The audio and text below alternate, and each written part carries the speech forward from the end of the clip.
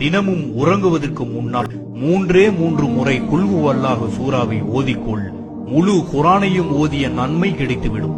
4 முறை சூரத்துல் ஃபாத்தியாவை ஓதிக்கொள். 4000 திர்ஹம் தர்மம் செய்த நன்மையை அல்லாஹ் கொடுத்து விடுவான். 4வது கலிமாவை 10 முறை ஓதிக்கொள். லா இலாஹ இல்லல்லாஹு வஹதஹு லா ஷரீக லஹு லஹுல் முல்கு வ லஹுல் ஹம்து யுஹ்யி வ யுமீது பியதில் கைர் வ ஹுவ அலா குல்லி ஷைஇன் கதீர் என்ற கலிமாவை 10 முறை ஓதிக்கொள். ஓதினால் காபத்துல்லாஹ்வை தவாப் செய்த நன்மை கிடைக்கும்.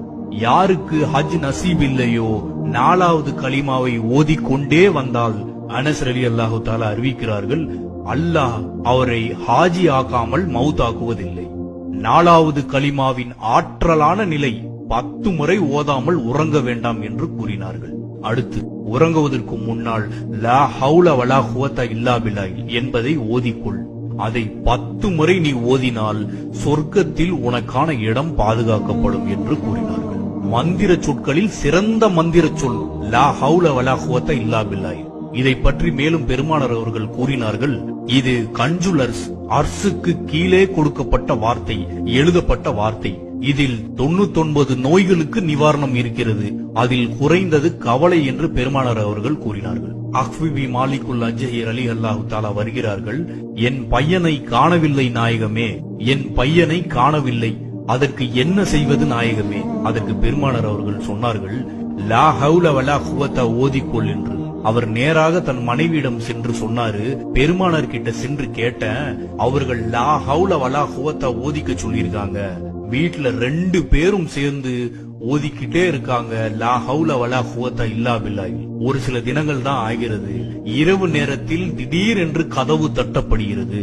யார் என்று திறந்து பார்த்தால் தன் மகன் மாலிக் கதவை தட்டி 4000 ஆடுகளோடு வந்து நிற்கிறார். போன மகன் 4000 ஆடுகளோடு வந்து நிற்கிறார். நேரா பெருமானார் ஸல்லல்லாஹு அலைஹி வஸல்லம் அவர்களிடம் இரவோடு இரவாக கூட்டிக் கொண்டு போய் நிறுத்துகிறார். போன மகன் கிடைச்சிட்டாரு.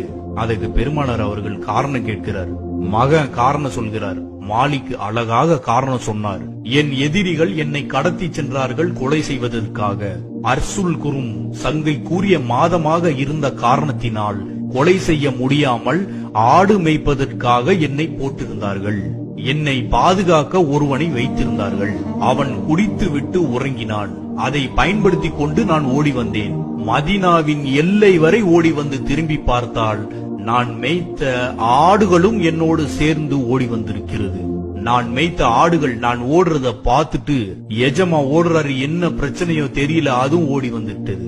பெருமானார் ஸல்லல்லாஹு அலைஹி வஸல்லம் அவர்கள் சிரிக்கிறார்கள். பார்த்தீர்களா பார்த்தீர்களா, லா ஹவுல வலா குவத்த என்ன வேலை செய்திருக்கிறது. உங்கள் மகனை மட்டுமல்ல 4000 ஆடுகளையும் கூட்டி வந்தது. இதுதான் அந்த மகத்துவம் நிறைந்த சொல். அலியே, உறங்குவதற்கு முன்னால் 10 முறை ஓதிக்கொள், சொர்க்கத்தில் உன்னுடைய இடம் பாதுகாக்கப்படும் என்று கூறினார்கள். அடுத்து உலகத்தில் எதிரிகளிலேயே பெரிய எதிரி இப்லீஸ். உறங்குவதற்கு முன்னால் அஸ்தக்ஃபிருல்லாஹி வாத்துவு இலேஹி என்று தவாப் செய்து கொள். அவன் மண்ணை வாரி தலையில் போட்டுக் கொள்வான். காலையிலிருந்து மாலை வரை கெடுத்து வச்சிருந்த கடைசியில இந்த பாவி அஸ்தக்ஃபிருல்லாஹி வாத்துவு இலேஹி என்று தவாப் செய்துட்டாரு என்று மண்ணை வாரி போட்டுக் கொள்வான். ஆகவே உறங்குவதற்கு முன்னால் இந்த 5ஐயும் செய்யாமல் உறங்காதே என்று கூறினார்கள். 3 முறை குல் ஹுவல்லாஹ், 4 முறை சூரத்துல் ஃபாத்தியா, 10 முறை 4வது கலிமா, 10 முறை லா ஹவுல வலா குவத்த இல்லா பில்லாஹ், 10 முறை அஸ்தக்ஃபிருல்லாஹி வாத்துவு இலேஹி. இன்ஷா அல்லாஹ் இதை நாம் மவுத் வரை ஓத வேண்டும். காரணம், அலி ரலியல்லாஹு தஆலா அன்ஹு அவர்கள் இதை வஃபாத் வரையும் விடவே இல்லை. ஆகவே நபிகள் நாயகம் பெருமானார் ஸல்லல்லாஹு அலைஹி வஸல்லம் அவர்கள் கூறியதை நாம் தினமும் உறங்குவதற்கு முன்னால் ஓதி அனைத்து வளமையும் பெறுவோம்.